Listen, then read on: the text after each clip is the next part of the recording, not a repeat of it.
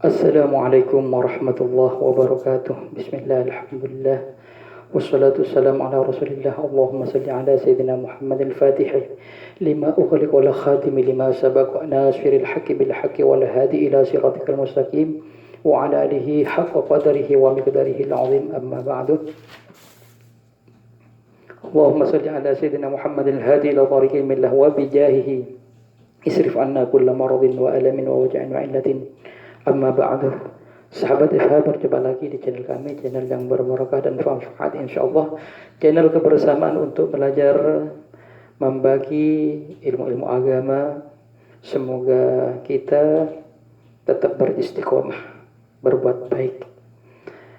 Sahabat, puji syukur kepada Allah Subhanahu wa taala.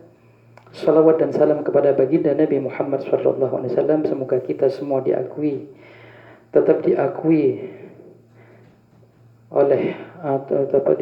umat baginda Nabi Muhammad. Amin ya rabbal alamin.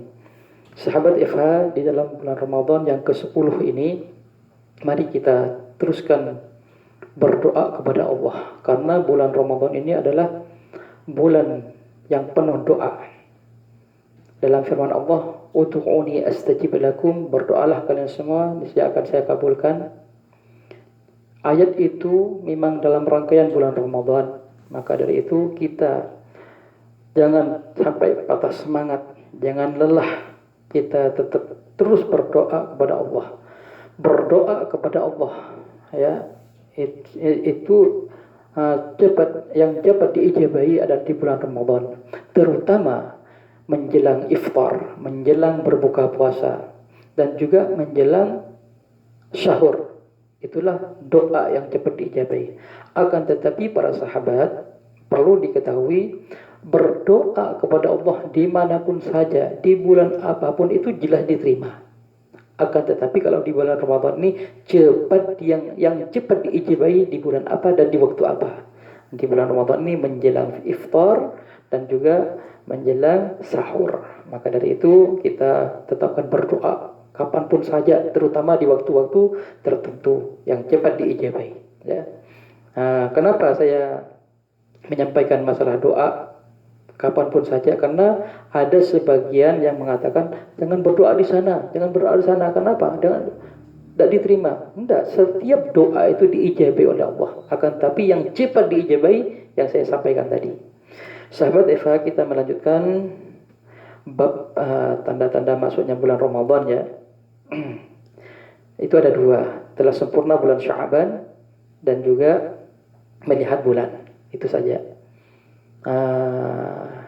Melihat mulai masuknya bulan Ramadan itu berdasarkan hadis Rasulullah SAW, sumu li ru'yatihi, berpuasalah kalian semua bila melihat hilal bulan Ramadan, wa aftiru li ru'yatihi, dan berhentilah kalian berpuasa li ru'yatihi apabila melihat hilal bulan Syawal.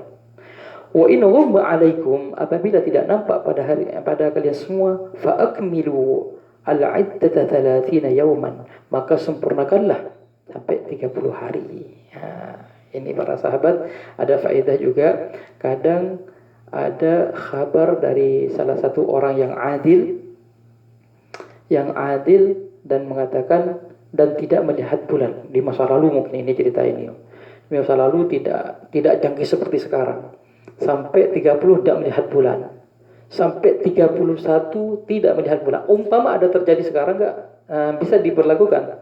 Umpama sampai tanggal 31 tetap tidak melihat bulan, maka itu ada perselisihan para ulama. Menurut Imam Ibnu Hajar, walau shoma syahsun bi qawmin yasfiku bihi 30 walam yara al-hilal hatta laylata walam yara al-hilal laylata 31 lam yuftir. Menurut Imam Ibnu Hajar dalam kitab Tuhfah, itu tidak boleh buka puasa, jadi tidak boleh yuftir, teruskan berpuasa. Tapi menurut Imam Romli, kalau sudah 30 berhentilah berpuasa. Bisa ikut yang mana saja. Tapi menurut saya ini akan ikut pada Imam Romli.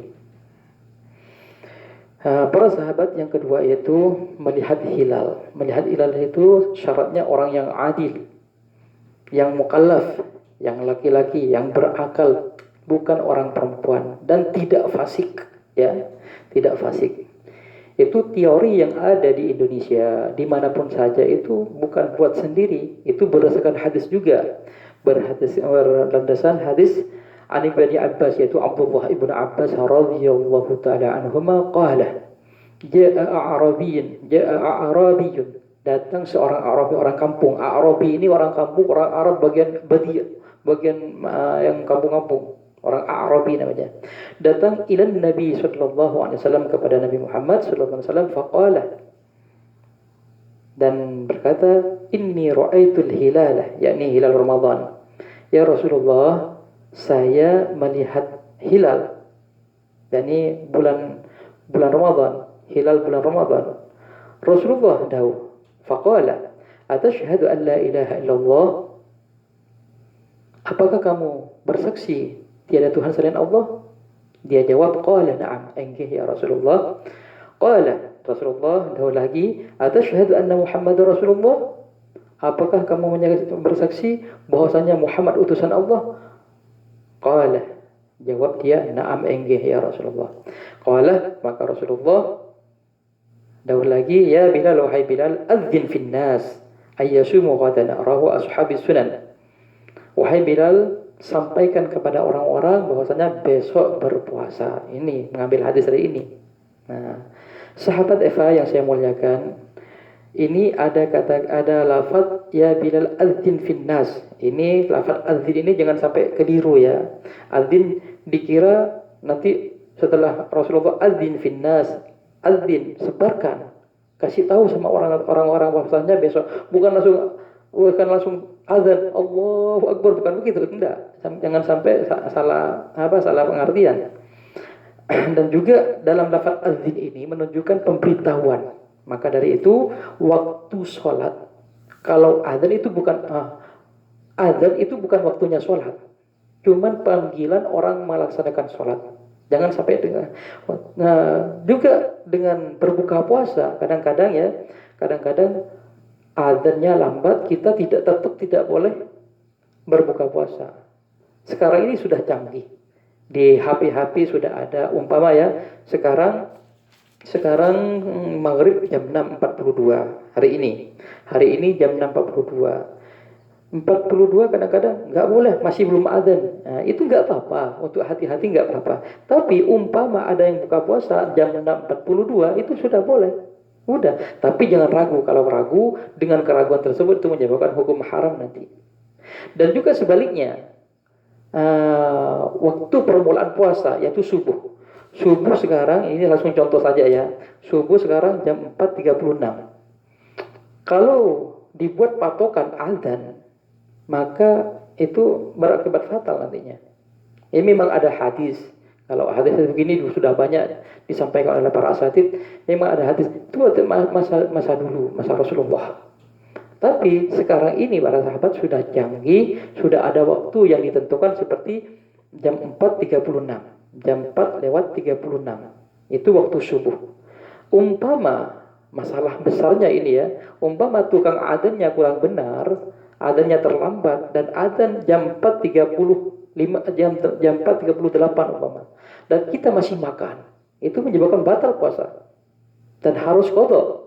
Nah, hati-hati. Maka dari itu di Indonesia itu ada imsak. Imsak itu perhatian. Subuh kurang 5 menit imsak itu sudah diusahakan, sudah gosok gigi, membersihkan aroma mulut semuanya dibersihkan. Maka dari itu untuk berhati-hati. Tapi umpama terjadi makan di waktu itu enggak. Tapi kalau sudah waktu adzan, sudah waktu 4.36 di sini itu masih makan, maka puasanya batal. Itu diperhatikan. Jadi intinya begini. Kalau lafaz adzan itu cuma panggilan, pemberitahuan saja, bukan waktu sholat atau waktu buka puasa yang sudah ditentukan Kementerian Agama. Kalau Indonesia itu Badan Hisab Indonesia, BHR atau Badan Hisab Ru'yah, ada waktu-waktu sholat itu itu lebih kuat daripada azan. Aku takut kenapa? Takut azannya tertidur. Tukang azannya tertidur, bangun biasanya harus jam 4.36. Memang di sini kata ada, kenyataannya faktanya yang ada. Ada yang lambat, tetap karena berlandasan azannya masih belum selesai masih makan. Itu jangan diikuti. Itu pernah dulu di waktu pengajian umum ya di sini di dalamnya Syekh Muhammad Ismail ada yang bertanya, salah satu santri, bagaimana kalau umpama ada orang tukang adzan itu lambat, kan kita mengikuti adzan. Langsung spontan di beliau menegaskan, jangan buat patokan kalau adzan tersebut. Adzan itu bukan waktu sholat, bukan waktu kita mulai puasa.